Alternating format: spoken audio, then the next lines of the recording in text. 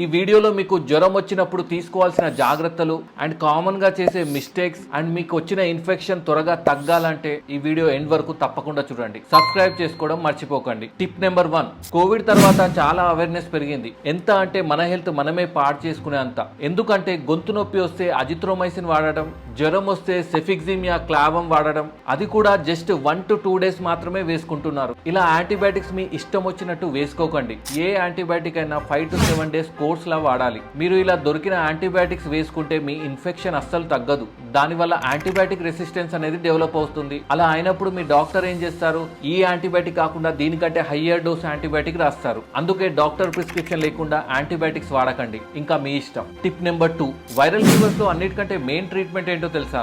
Antibiotics కాదు, antivirals అది కూడా కాదు, ఇవేమి కావు.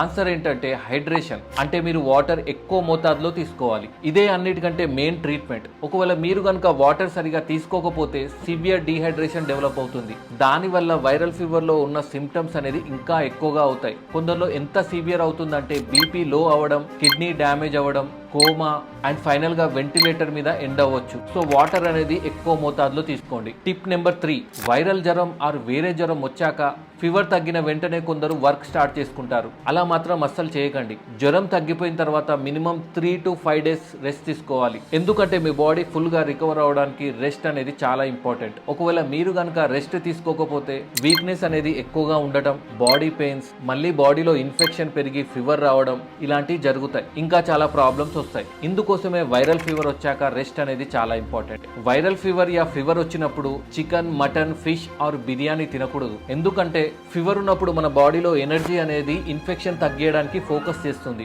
ఒకవేళ మీరు కనుక నాన్ వెజ్ ఫుడ్ తీసుకుంటే అది డైజెస్ట్ అవ్వడానికి చాలా టైం పడుతుంది, ఎనర్జీ ఎక్కువగా కన్జ్యూమ్ చేస్తుంది. అదే కాకుండా ప్రోటీన్ డైజెషన్ కోసం ఎక్కువగా వాటర్ అవసరం పడుతుంది. అసలే మీరు డీహైడ్రేటెడ్ అయి ఉంటారు. అయితే నాన్ వెజిటేరియన్ ఫుడ్స్ తో కంపేర్ చేసుకుంటే వెజిటేరియన్ ఫుడ్స్ ఈజీగా డైజెస్ట్ అవుతాయి. దాంట్లో antioxidants, vitamins, minerals and water content కూడా ఎక్కువగా ఉండటం వల్ల మన ఇమ్యూనిటీని బూస్టప్ చేయడానికి అండ్ ఇన్ఫెక్షన్ తగ్గడానికి హెల్ప్ చేస్తుంది. సో ఫీవర్ వచ్చినప్పుడు చికెన్, మటన్ అనేది తినకండి. వెజిటేబుల్ ఫుడ్స్ కన్జ్యూమ్ చేయండి. Thank you.